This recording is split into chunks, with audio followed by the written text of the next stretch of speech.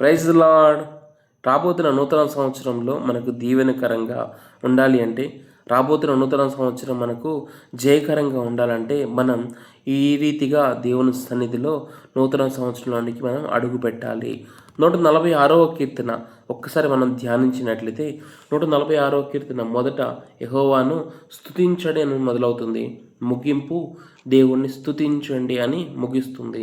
146వ కీర్తన నుండి 150వ కీర్తన వరకు మనం జాగ్రత్తగా గమనించినట్లయితే దేవుణ్ణి స్తుతించడం గురించి రాయబడి ఉంది. ఒక్కసారి చదువుదాం రండి. 146వ కీర్తన మొదటి నుండి. యెహోవాను స్తుతించుడి, నా ప్రాణమా యెహోవాను స్తుతించుము. నా జీవిత కాలమంతయు నేను యెహోవాను స్తుతించెదను. నేను బ్రతుకు కాలమంతయు నా దేవుని కీర్తించెదను. రాజుల చేతనైనను నరుల చేతనైనను రక్షణ కలుగదు. వారిని నమ్ముకొనకుడి.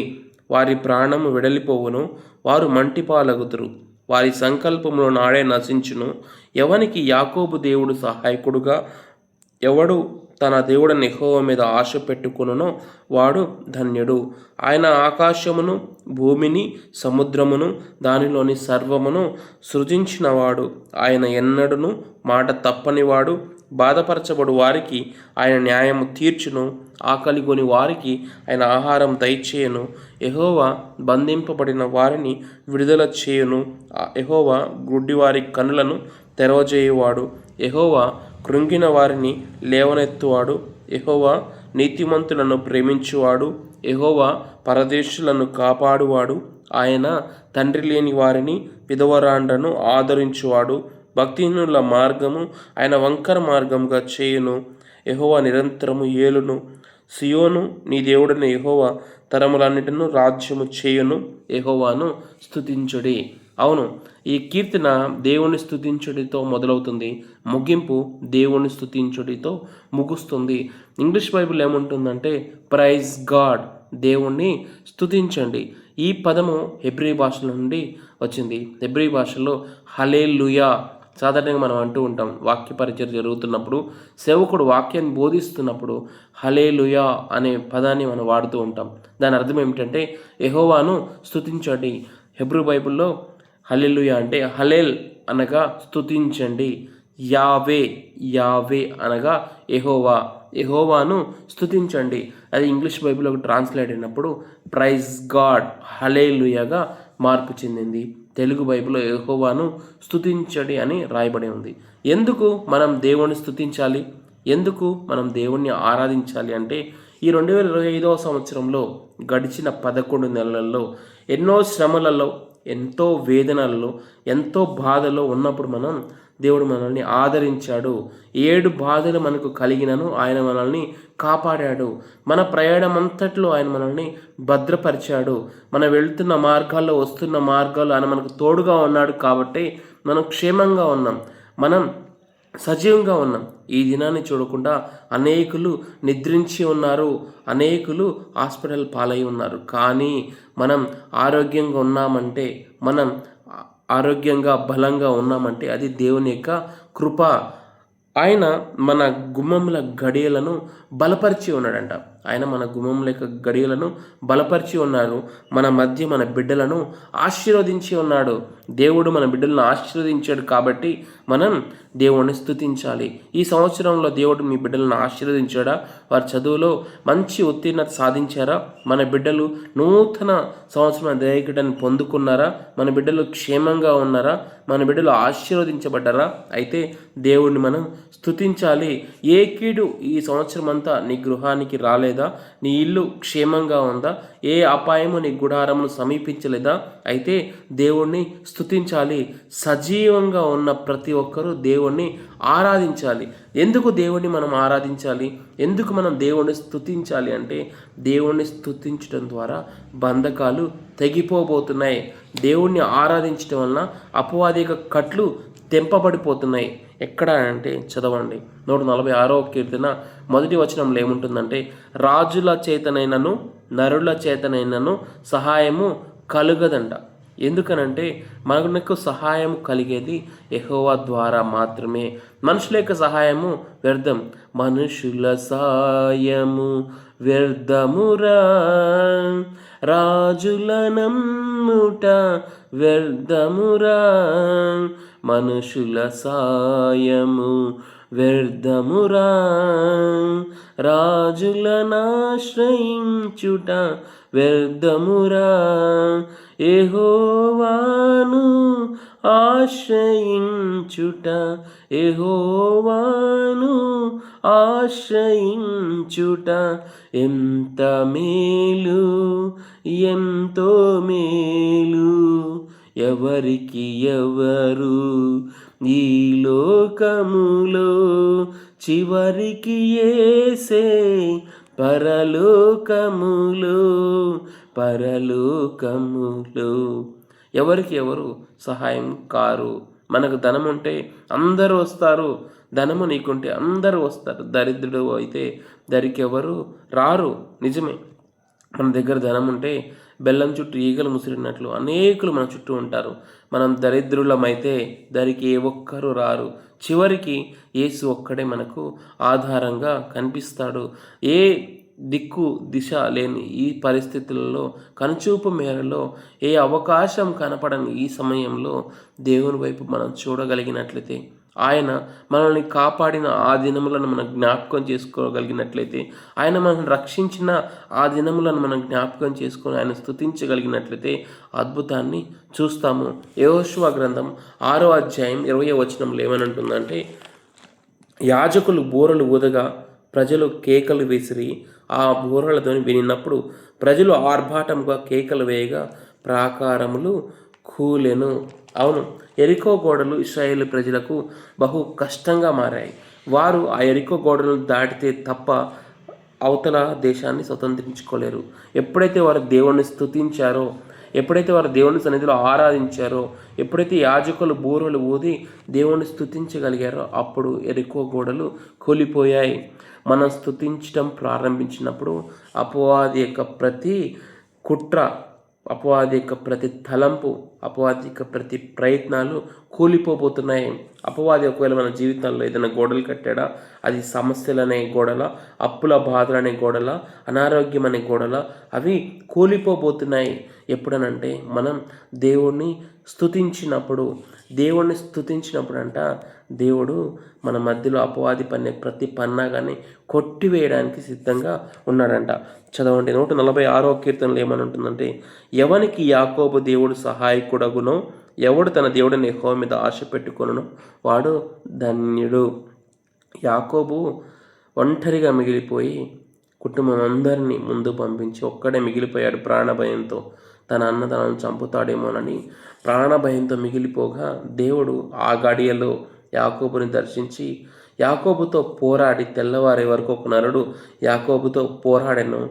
అతని మీద జయము నొందలేక దేవుడంట తొడగూటి మీద కొట్టినప్పుడు తొడగూడు సడలిపోయి, నీవు నన్ను ఆశీర్వదిస్తే తప్ప, నీవు నన్ను దీవిస్తే తప్ప నేను నిన్ను విడవను అని యాకోబు అన్నప్పుడు దేవుడు నీ పేరు ఏమిటి అనగా నా పేరు యాకోబు అనేను. యాకోబు మొదటిగా నీ పేరు ఏమిటి అని తన తండ్రి అడిగినప్పుడు నా పేరు ఏశావు అన్నాడు. అక్కడ పడిపోయాడు.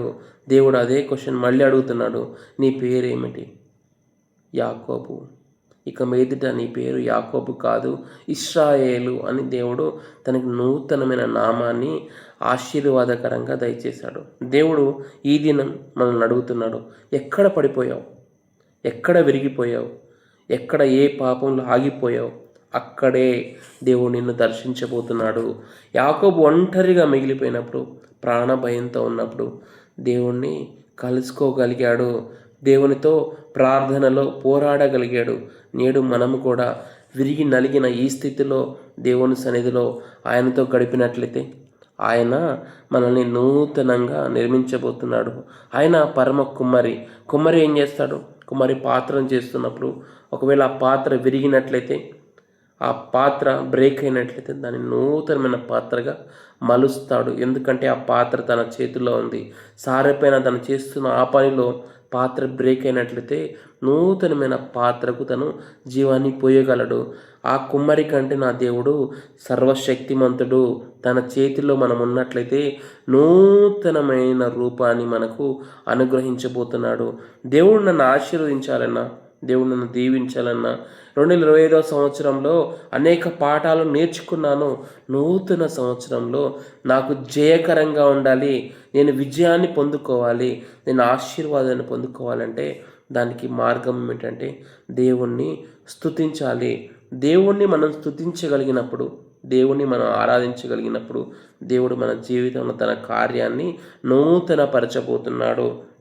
6వ వచనంలో ఏముంటుందంటే, ఆయన ఆకాశమును భూమిని సముద్రమును దానిలోని సర్వస్వమును సృజించినవాడు, ఆయన ఎన్నడూను మాట తప్పనివాడు. నా దేవుని సన్నిధికి మీరు వచ్చినట్లయితే, నా దేవుని పాదాల చెంతకు మీరు వచ్చినట్లయితే ఆయన మాట తప్పనివాడు. సాధారణంగా మనుషులు ఏం చేస్తారంటే వాగ్దానం చేస్తూ ఉంటారు, ప్రామిస్ చేస్తూ ఉంటారు. నీ ఆపదలో నేను ఆదుకుంటాను, నీ కష్టంలో నేను ఉంటాను, నీ శ్రమలో నేను ఉంటాను అంటారు. కానీ కష్టాలలో వారు కదిలిపోతారు. కరుణగల యేసు మాత్రమే మనతో ఉంటాడు. అవును, సాధారణంగా కష్టం వచ్చినప్పుడు అంటారు, నేను నీకు తోడుంటాను, శ్రమలో నేను నీకు తోడై ఉంటానంటారు. కానీ ఏ ఒక్కరు కనుచూపు మేరలో కనపడరు. ప్రభువైన యేసుక్రీస్తుతో పేతురు అంటున్నారు, వీరందరూ నిన్ను విడిచిపెట్టినా నేను నిన్ను విడిచిపెట్టను అని. కానీ అక్కడ యేసయ్య అంటాడు, ఈ రాత్రి కోడి కూయక మునిపే నీవు నేను ఎరుగునని 3 సార్లు బొంకుతావు అన్నప్పుడు, అదే రీతిగా పేతురు యేసయ్య ఎవరో నాకు తెలియదని బొంకాడు. అవును, మనుషులు మనతో ఉంటామంటారు, కష్టాలలో వారు తొలగిపోతారు. ఎందుకనంటే ఈ కష్టంలో ఇతన్ని మేము మాట్లాడినట్లయితే, ఇతనితో మేము సహవాసం చేసినట్లయితే సహాయం చేయవలసి వస్తుందేమో, ఆదుకోవాల్సి వస్తుందేమో, అక్కరగా ఉండాల్సి వస్తుందేమో అని వారు మనకు దూరం అయిపోతారు. కానీ దేవుడంట మనకు దూరం అయిపోడంట. 7వ వచనంలో ఏముంటుందంటే, బాధపరచబడు వారికి ఆయన న్యాయము తీర్చును. ఒకవేళ బాధపడుతూ, శ్రమ అనుభవిస్తూ, మనుషుల ద్వారా నొప్పించబడి, పరిస్థితుల ద్వారా ఇబ్బందిపరచబడి నువ్వు దేవుని సన్నిధికి వస్తూ, ప్రభువా ఈ సిచ్యువేషన్లో నేను బాధపడుతున్నాను, ఈ కష్టం కూడా నేను వెళుతున్నాను, దేవుని సన్నిధికి వెళ్ళినట్లయితే ఆయన బాధపడు వారందరికీ న్యాయాన్ని తీర్చబోతున్నాడు. మొదటిగా నా దేవుడు న్యాయపతిగా నీ జీవితంలోకి అడుగు పెట్టబోతున్నాడు. రెండవదిగా ఆకలి కొనిన వారికి ఆయన ఆహారమును దయచేయను. దేవుని సన్నిధిలో మనం ఉన్నట్లయితే ఆయన మనల్ని ఆకలి కొననివ్వడు. తల్లి అంట తన బిడ్డలకు ఆకలి అవుతుందేమో అని సమయానికంటే ముందే ఆహారాన్ని సిద్ధపరుస్తుంది. నా పరమ తండ్రి ఆయన సన్నిధిలో ఉన్న నిన్ను ఆయన ఆకలి కొనిన వారికి ఆహారాన్ని సమృద్ధిగా దయచేయబోతున్నాడు. మూడవదిగా యెహోవా బంధింపబడిన వారిని విడుదల చేయను. ఒకవేళ ఏదైనా బంధకాలలో, ఏదైనా పాపంలో, ఏదైనా ఇబ్బందిలో, ఏదైనా పరిస్థితుల ద్వారా నువ్వు బంధింపబడి ఉన్నట్లయితే, అపవాది బంధకాలను నువ్వు నలిగిపోతున్నట్లయితే, దేవుని సన్నిధిలో నువ్వు స్తుతించినప్పుడు ఆయన నీ బంధకాలను తెంపబోతున్నాడు. అవును, పౌలుసీలను దేవుని యొక్క సువార్తను ప్రకటిస్తున్నందుకు, దేవుని వార్తను ప్రకటిస్తున్నందుకు భయంకరంగా కొట్టి చెరసాలలో వేసి కాళ్లకు బండలను బిగించి వారికి సేవకులను, వారికి సైనికులను కాపలిగా ఉంచి ఆ రాత్రంతా గమనించమన్నప్పుడు అంత కష్టంలో కూడా, అంత బాధలో కూడా శరీరం అంతా దుండివేయబడింది, కొరడాలతో కొట్టివేయబడింది. దొమ్మిగా వారి మీదకి వచ్చి పాపం చేసినట్లు వారిని కొట్టినప్పుడు, వారిని బాధపరిచినప్పుడు శరీరం అంతా రక్తం కారుతూ ఉన్న ఆ స్థితిలో ఆ రాత్రి అంట పౌలు శీలంట ఏం చేస్తున్నారు ఒకసారి చూద్దాం రండి. కొరింథీయులకు రాసిన, అపోస్తులకు రాసిన పత్రిక 17వ అధ్యాయము 25వ వచనంలో ఏముంటుందంటే, అయితే మధ్యరాత్రి వేళ పౌలును శీలను దేవునికి ప్రార్థించుచు కీర్తనలు పాడుచుండిరి, ఖైదీలు వినుచుండిరి. అప్పుడు అకస్మాత్తుగా మహాభూకంపము కలిగెను, చెరసాల పునాదులు అదిరెను, వెంటనే తలుపులన్నీ తెరుచుకొనెను, అందరి బంధకములు ఊడెను. అవును, స్తుతించినప్పుడంట బంధకాలు తెగిపోబోతున్నాయి. స్తుతించినప్పుడు, ఆరాధించినప్పుడు దేవుని యొక్క శక్తి మన జీవితంలో విడుదల కాబోతుంది. ఎలా అన్నా అంటే, పౌలు శీలలు దేవుని ఆరాధించినప్పుడు, పౌలు శీలలు దేవుని స్తుతించినప్పుడు అన్యులు వినగలిగారు, ఖైదీలు వినగలిగారు. నేడు నీ కష్టంలో, నీ శ్రమలో నువ్వు దేవుణ్ణి ఆరాధిస్తున్నప్పుడు, నువ్వు దేవుణ్ణి పూజిస్తున్నప్పుడు నీ తోటివారు వినగలుగుతున్నారా? నీ కుటుంబ సభ్యులు వినగలుగుతున్నారా? నువ్వు దేవుణ్ణి స్తుతించడం, దేవుణ్ణి ఆరాధించడం. నువ్వు దేవుణ్ణి ఆరాధించే వ్యక్తివైతే, నువ్వు దేవుణ్ణి స్తుతించే వ్యక్తివైతే నీ బంధకాలు తెంపబడబోతున్నాయి. నీ బంధకాల నుండి నువ్వు విడుదలను పొందుకోబోతున్నావు. ఎలా అంటే దేవుని యొక్క శక్తి నీ యొక్క జీవితంలోనికి విడుదల కాబోతుంది. నాలుగవదిగా యెహోవా గుడ్డివారి యొక్క కన్నులను తెరుచువాడు. అవును, నా దేవుడు గుడ్డివారి యొక్క కన్నులను తెరుచువాడు. ఆత్మీయంగా గుడ్డితనంగా ఉన్న వారి యొక్క కన్నులను ఆయన తెరుచువాడు. ఆయన సన్నిధిలో మనం నిలబడి ప్రార్థించినట్లయితే ఏ గుడ్డితనం నువ్వు కలిగి ఉన్నావు, ఆ గుడ్డితనం నుండి దేవుడు నీకు విడుదలను దయచేయబోతున్నాడు. ఐదవదిగా యెహోవా నీతిమంతులను ప్రేమించువాడు. యెహోవా పరదేశులను కాపాడువాడు. ఆయన తండ్రి లేని వారిని విధవరాండ్రను ఆదరించేవాడు. అవును, నా దేవుడు తండ్రి లేని వారిని ఆదరించేవాడు. ఒక తల్లి ఒక తండ్రి ఆదరించినట్లు నేను మిమ్మల్ని ఆదరించేదనని దేవుని యొక్క వాక్యము సెలవిస్తుంది. పరదేశులను ప్రేమించేవాడు నా దేవుడు. దేవుని మందిరంలో ఆయన వాక్యంతో ఆయన మిమ్మల్ని తృప్తిపరచబోతున్నాడు, ఆదరించబోతున్నాడు. ఒక తల్లిగా ఒక తండ్రిగా నిన్ను ప్రేమించబోతున్నాడు. ఎందుకంటే నా తండ్రి తల్లి వలె తండ్రి వలె నిన్ను ఆదరించబోతున్నాడు.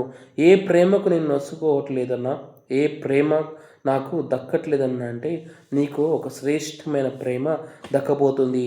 అదే అగాపే ప్రేమ. దేవుని యందు నువ్వు ఆనందించగలిగినప్పుడు, దేవుని నువ్వు కీర్తించగలిగినప్పుడు, ఆయన స్తుతించగలిగినప్పుడు దేవుని యొక్క శక్తి నీ జీవితంలో విడుదల కాబోతుంది. ఎప్పుడైతే మనం దేవుని స్తుతిస్తామో, ఎప్పుడైతే మనం దేవుని స్తుతిస్తూ ఆరాధిస్తూ అడుగులు వేస్తామో, దేవుడంట మన జీవితంలో తన కార్యాన్ని నూతనపరచబోతున్నాడంట. 145వ కీర్తన 18వ వచనం 19వ వచనంలో ఏముంటుందంటే, తనకు మొరపెట్టు వారందరికీ, తనకు నిజముగా మొరపెట్టు వారందరికీ యెహోవా సమీపంగా ఉన్నాడు. తన యందు భయభక్తులు గల వారి కోరికను ఆయన నెరవేర్చును. వారి మొర ఆలకించి వారిని రక్షించును. నువ్వు నిజంగా దేవుని సన్నిధిలో మొరపెట్టగలిగినట్లయితే, నువ్వు నిజంగా దేవుని సన్నిధిలో ఆయన స్తుతించగలిగినట్లయితే ఆయన నీకు జవాబును దయచేయబోతున్నాడు. ఈ 2025వ సంవత్సరం మనకి ఎన్నో పాఠాలు నేర్పింది. ఎన్నో ప్రమాదాల నుండి మనం తప్పించబడ్డాం. ఎన్నో సమస్యల నుండి మనం విడిపించబడ్డాం. అనేకమైన ఆరోగ్య సమస్యల నుండి మనం విడుదలను పొందుకున్నాం. ఈ నూతన సంవత్సరంలో దేవుని సన్నిధిలో మనం మొరపెట్టగలిగినట్లయితే దేవుడు తన కార్యాన్ని మన జీవితంలో చేయగలుగుతాడు. ఏ విధంగా మొరపెట్టాలన్నా అంటే దేవుణ్ణి మొదటిగా స్తుతించాలి. రెండవదిగా దేవుని మీదనే ఆధారపడాలి. మూడవదిగా దేవుణ్ణే ఆశ్రయంగా చేసుకోవాలి. నాలుగవదిగా ఆయన మందిరంలో నిలిచి ఉండాలి. ఐదవదిగా ఆయన ద్వారా మాత్రమే జవాబును పొందుకోవాలి. ఆరవదిగా నిజముగా మొరపెట్టాలి. నిజముగా మొరపెట్టే వారందరికంట ఆయన సమీపంగా ఉన్నాడు. నువ్వు నిజంగా మొరపెట్టగలిగినట్లయితే, నువ్వు నిజంగా ఆరాధించగలిగినట్లయితే నా దేవుడు నీ మధ్యలో ఉండబోతున్నాడు. షడ్రక్ మెషక్ అబేద్నెగో వారు దేవుణ్ణి ఆరాధిస్తున్నందుకు, దేవుణ్ణి స్తుతిస్తున్నందుకు వారు తీసుకుని వెళ్ళి ఎక్కడ వేశారంటే అగ్నిగుండంలో పడవేశారు. నాలుగో వ్యక్తిగా నా ప్రభు వారి మధ్యలో నిలిచాడు. ఈ 2026వ సంవత్సరంలో, రాబోతున్న నూతన సంవత్సరంలో ఒకవేళ అగ్నిగుండం వంటి పరిస్థితుల గుండా నువ్వు వెళ్ళవలసి వచ్చినా నా దేవుడు నీ మధ్యలో నిలబడబోతున్నాడు. నా దేవుడు నీ మధ్యలో ఉండబోతున్నాడు. నా దేవుడు నీతో ఉంటే ఏ కష్టము నీకు కష్టాన్ని కలగజేయదు. ఏ వేదన నీకు వేదనను కలగజేయదు. ఎందుకనంటే నా దేవుడు నీతో ఉంటే నీకు ఆశీర్వాదమే, నీకు దీవెనే. నా దేవుడు నీతో ఉండాలని ఆశపడుతున్నాడు. దేవుని యొక్క సహాయంతో ఈ నూతన సంవత్సరం నువ్వు అడుగుపెట్టాలని ఆశపడుతున్నావా? ఒక్కసారి ఆలోచించుకో. 125వ కీర్తన 1వ వచనంలో ఏమంటుందంటే, యెహోవా యందు నమ్మిక ఉంచువారు కదలక నిత్యం నిలుచు సియోను కొండవలే ఉంటారని రాయబడి ఉంది. యెహోవా యందు మనం నమ్మిక కలిగి ఉండి, ఆయన యందు విశ్వాసం ఉంచి, ఆయన యందు ఆనందిస్తూ, ఆయన్ని కీర్తిస్తూ, ఆయన్ని స్తుతిస్తూ, ఆయన నామంలోనే మనకు సహాయం కలుగుతుందని నమ్ముతూ విశ్వాసంతో మనం ముందుకు సాగినట్లయితే 2025వ సంవత్సరంలో ఎవ్వరు కదిలించినా కదలని సియోను కొండవలే మనం ఉండబోతున్నాం. అటువంటి ఆశీర్వాదము దేవుడు మనకు దయచేయలాగున కలిసి ప్రార్థన చేద్దాం రండి. మహోన్నతుడా, మహాపరిశుద్ధుడా, ప్రేమ కనికరం కలిగిన ప్రియ పరలోకపు తండ్రి, ఈ 2025వ సంవత్సరంలో ఎన్నో శ్రమలు, ఎన్నో కష్టాలు, ఎంతో వేదన, కలవరపరిచిన పరిస్థితులు ఎన్నో ఉన్నాయి ప్రభువా. ఈ పరిస్థితులన్నీ అధిగమించి ఇదిగో తండ్రి 12వ నెలలో చివరి దినములలోకి మేము రావడానికి మీరు కృపను చూయించారు. అందుని బట్టి వందనాలు. ఇప్పటి వరకు మాకు తోడై ఉండి మమ్మల్ని నడిపించిన దేవా, ఇక మీద కూడా మాకు తోడుగా ఉండి మమ్మల్ని నడిపించండి. అవును ప్రభువా, 2026వ సంవత్సరం మాకు దీవెనకరంగా ఉండాలి అంటే మేము నిన్ను స్తుతించే వారిగా ఉండాలి, మేము నిన్ను ఆరాధించే వారిగా ఉండాలి. మనుషులను వైపు కాకుండా నీ వైపు చూసే కృపను భాగ్యమును మాకు అనుగ్రహించండి ప్రభువా. ఎవరికి యాకోబు దేవుడు సహాయకుడుగా ఉంటునో ఆ నరుడు ధన్యుడు. రాబోతున్న నూతన సంవత్సరంలో ధన్యకరమైన జీవితం నాకు కావాలి ప్రభువా. నీ అందే నేను ఆశపడుతున్నాను, నిన్నే ఆశ్రయిస్తాను. ధన్యకరమైన జీవితాన్ని నాకు దయచేయి ప్రభువా. ఇదిగో తండ్రి, నీవు నన్ను కనికరించబోతున్నావు, నువ్వు నన్ను ఆదరించబోతున్నావు, నువ్వు నన్ను రక్షించబోతున్నావు. రాబోతున్న సంవత్సరంలో విజయ సంవత్సరంగా, విజయోత్సవమైన సంవత్సరంగా మార్చబోతున్నావు. అందుని బట్టి వందనాలు. నా సమస్త శత్రువులను నా యుద్ధ నుండి తరిమి కొట్టబోతున్నావు. మా మధ్యన మా బిడ్డలను ఆశీర్వదించబోతున్నావు. ఇది మొదలుకొని నిరంతరం మా రాకపోకలు మాకు తోడై ఉండబోతున్నావు. నీ దేవుడైన యెహోవా నీకు తోడుగా వచ్చుననే వాగ్దానం ప్రకారం నీవు మాతో రాబోతున్నావు. ఈ 2025వ సంవత్సరంలో నీ తోడు లేకుండా అనేక సార్లు నేను పడిపోయాను ప్రభువా.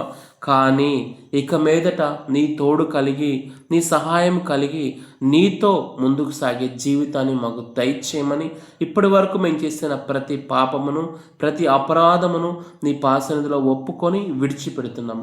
నూతనమైన జీవితాన్ని, నూతనమైన బలాన్ని మాకు అనుగ్రహించమని, ఇదిగో తండ్రి, మా కాలగతులన్నీ నీ సన్నిధిలో రాయబడుతూ ఉన్నాయి. ఇదిగో తండ్రి, మేము చేసిన ప్రతి పాపము లెక్కించబడి ఉంది. కానీ ఇక మీదట నేను మీ పాపములను జ్ఞాపకం చేసుకోను అని అంటున్నాను. నీ యొక్క వాక్యమును బట్టి వందనాలు. నీ బిడ్డలుగా మమ్మల్ని చేతుల్లోకి తీసుకొని మమ్మల్ని త్రోసివేయక నీ చేతి నీడలో మమ్మల్ని దాచి కాపాడమని, 2025వ సంవత్సరం అంతా మాకు తోడుగా ఉన్నావు కదా ప్రభువా.